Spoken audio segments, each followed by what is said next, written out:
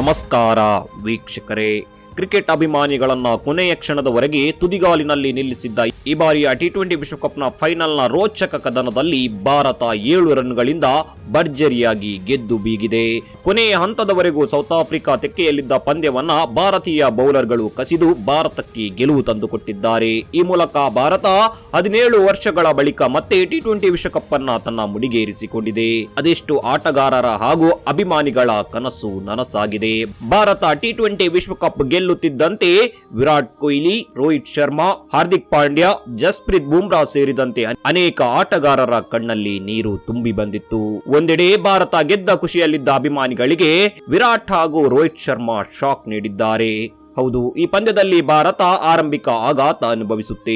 ಮೊದಲ 6 ಓವರ್ಗಳಲ್ಲಿ 3 ವಿಕೆಟ್ ಕಳೆದುಕೊಂಡು ಸಂಕಷ್ಟದಲ್ಲಿದ್ದ ಭಾರತಕ್ಕೆ ವಿರಾಟ್ ಕೊಹ್ಲಿ ಆಸರೆಯಾಗುತ್ತಾರೆ.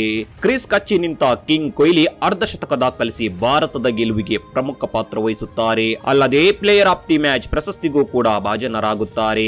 ಆದರೆ ಈ ಪ್ರಶಸ್ತಿ ಪಡೆದುಕೊಳ್ಳುವ ಸಮಯದಲ್ಲಿ ವಿರಾಟ್ ನೀಡಿದ ಆ ಒಂದು ಹೇಳಿಕೆ ಎಲ್ಲರನ್ನ ದಂಗಾಗಿಸಿದೆ.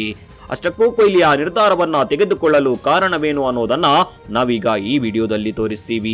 ಈ ವಿಡಿಯೋವನ್ನ ತಪ್ಪದೆ ಕೊನೆಯವರೆಗೆ ನೋಡಿ.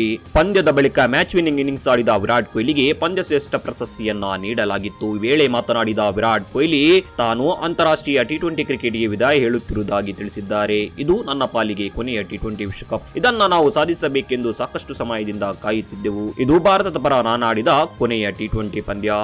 ನಾವು ವಿಶ್ವಕಪ್ ಗೆಲ್ಲಬೇಕೆಂದು ಬಯಸಿದ್ದೆವು. ಅದೇ ರೀತಿ ನನ್ನ ನಿವೃತ್ತಿಯ ವಿಚಾರ ಗುಟ್ಟಾಗಿ ಏನು ಉಳಿದಿಲ್ಲ. ಒಂದು ವೇಳೆ ನಾವು ಟ್ರೋಫಿ ಗೆಲ್ಲದಿದ್ದರೂ ಕೂಡ ಹಿಂದೆ ಟಿ20 ಕ್ರಿಕೆಟ್ಗೆ ವಿದಾಯ ಘೋಷಿಸುತ್ತಿದ್ದೆ ಎಂದು ವಿರಾಟ್ ಕೊಹ್ಲಿ ಹೇಳಿದ್ದಾರೆ. ಯುವ ಆಟಗಾರರು ಮುಂದಿನ ಜವಾಬ್ದಾರಿಯನ್ನ ಹೊತ್ತುಕೊಳ್ಳಲಿ. ಯುವ ಆಟಗಾರರಿಗೆ ಅವಕಾಶ ಕಲ್ಪಿಸುವ ದೃಷ್ಟಿಯಿಂದ ಈ ನಿರ್ಧಾರವನ್ನ ತೆಗೆದುಕೊಂಡಿದ್ದೇನೆ.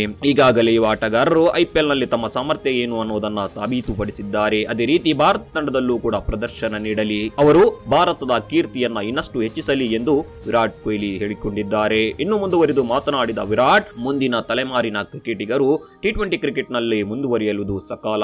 ಐಸಿಸಿ ಟೂರ್ನಮೆಂಟ್ ಗೆಲ್ಲಬೇಕೆನ್ನುವುದು ಸಾಕಷ್ಟು ಸಮಯದ ನಮ್ಮ ಕನಸಾಗಿತ್ತು. ರೋಹಿತ್ ಶರ್ಮಾ 9 ಟಿ20 ವಿಶ್ವಕಪ್ ಆಡಿದ್ದಾರೆ. ನಾನು 6 ಟಿ20 ವಿಶ್ವಕಪ್ ಆಡಿದ್ದೇನೆ. ರೋಹಿತ್ ಟಿ20 ವಿಶ್ವಕಪ್ ಗೆಲ್ಲಲು ಅರ್ಹವಾದ ವ್ಯಕ್ತಿಯಾಗಿದ್ದಾರೆ. ಇದೊಂದು ಅವಿಸ್ಮರಣೀಯ ಕ್ಷಣ.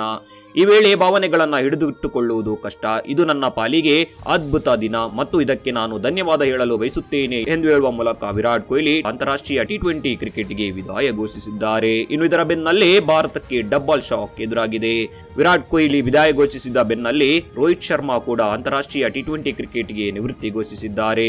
ವಿಶ್ವಕಪ್ ಗೆದ್ದ ಬಳಿಕ ಸುದ್ದಿಗೋಷ್ಠಿಯಲ್ಲಿ ಕಾಣಿಸಿಕೊಂಡ ಹಿಟ್ ಮ್ಯಾನ್, ಭಾರತದ ಪರ ನನ್ನ ವೃತ್ತಿ ಜೀವನವು ಟಿ20 ಕ್ರಿಕೆಟ್ನೊಂದಿಗೆ ಶುರುವಾಗಿತ್ತು. ಈ ಸ್ವರೂಪಕ್ಕೆ ವಿದಾಯ ಹೇಳಲು ಇದಕ್ಕಿಂತ ಉತ್ತಮ ಸಮಯವಿಲ್ಲ. ಹೀಗಾಗಿ ಟಿ20 ಅಂತಾರಾಷ್ಟ್ರೀಯ ಕ್ರಿಕೆಟ್ಗೆ ವಿದಾಯ ಹೇಳುತ್ತಿರುವುದಾಗಿ ರೋಹಿತ್ ಶರ್ಮಾ ಹೇಳಿಕೊಂಡಿದ್ದಾರೆ. ಪ್ರಿಯ ವೀಕ್ಷಕರೇ, ವಿರಾಟ್ ಕೊಹ್ಲಿ ಅವರ ಈ ನಿರ್ಧಾರದ ಬಗ್ಗೆ ನಿಮ್ಮ ಅಭಿಪ್ರಾಯ ಏನು ಅನ್ನೋದನ್ನ ಕಮೆಂಟ್ ಮಾಡಿ.